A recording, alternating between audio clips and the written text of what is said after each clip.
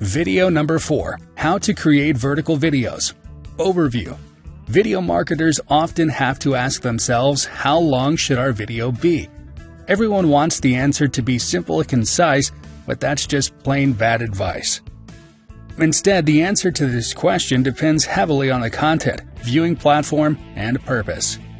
Because 5% of users will stop watching videos after 1 minute and 60% of viewers drop off after 2 minutes, short videos can boost the amount of people who actually get to the end of your video. Short videos are ideal for social media like Facebook, Instagram, and Snapchat because users are usually scrolling quickly and their time is at a premium.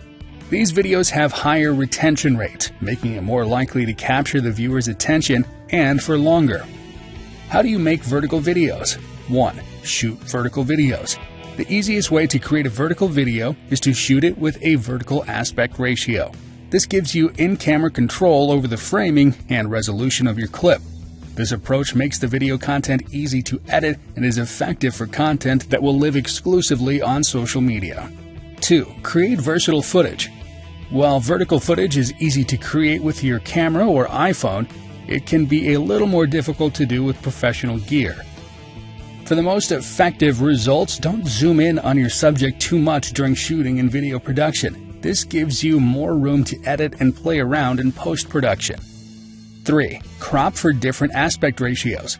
While most platforms have a vertical video option, not all video platforms use the same aspect ratio.